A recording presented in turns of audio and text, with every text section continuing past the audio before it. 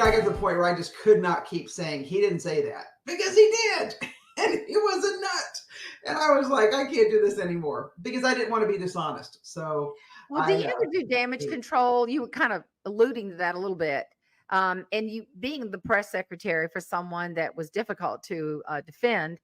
In other words, what do you do when you are representing someone, or let's just say there's in our state a nameless soul made a mistake outside of marriage, and a gentleman, I guess a man, I'll say that. But how do you salvage that? I would think, now this is off the cuff, I would come clean. So I made a mistake and I regret that.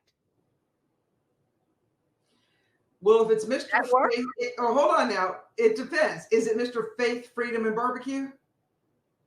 Yes. Yeah, that one's a problem, because that was a dishonest lie to his voters. And I'll just say it. And if you were to call me, I'd say it to him on the phone. What you do is something he didn't do. He scooted back to DC. He's never apologized, and I doubt he will. And even if he does, it's too late.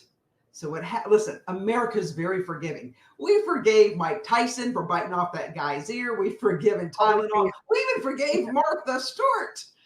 But you have to be genuinely sorry. Yeah. And you can't be, I met my soulmate. We've already had that one come through our ranks. Oh, and yeah. Go off and be a nut.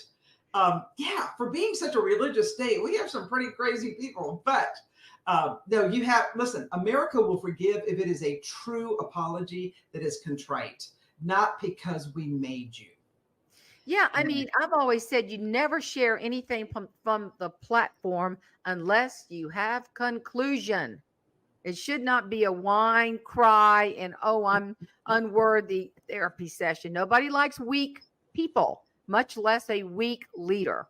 So, then you've got people that just, I tell you, all this stuff. I think Jim Gaffigan, I mean, somebody really came after him for comments he made, and they were nasty. I mean, they were gross. I mean, you recall this, but he said, yeah, I did that. And then he kind of backed out of the public eye. Then he came back stronger than ever.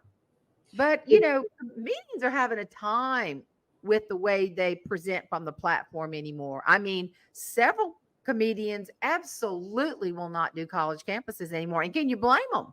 No, because the crazies are running the insane asylum, and there are no rules in place. It's free speech for everybody but you. Well, now, wait a second. That's not how it's supposed to be. And what I find is, Jane, and you know this, they're not smart enough to argue with me. So they have to shut me down.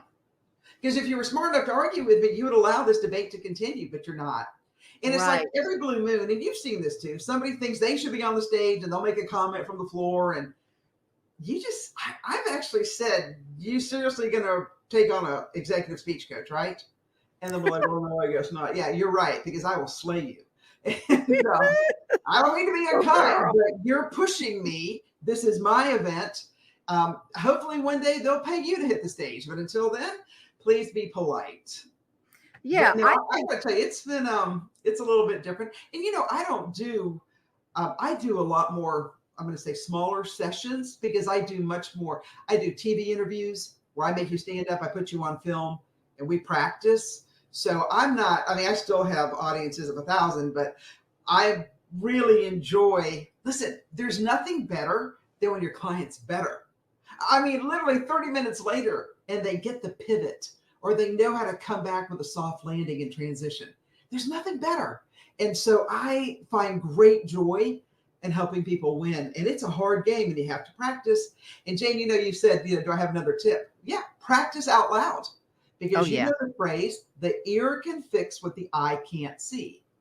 So you write it and it's perfect, but nobody talks that way. And so now it's very stilted conversation and it's not interesting. But if you say it and you go, oh, I could say it better, because the ear can fix what the eye can't see. And so I really push people to practice out loud. And I know it seems silly, but I do it all the time.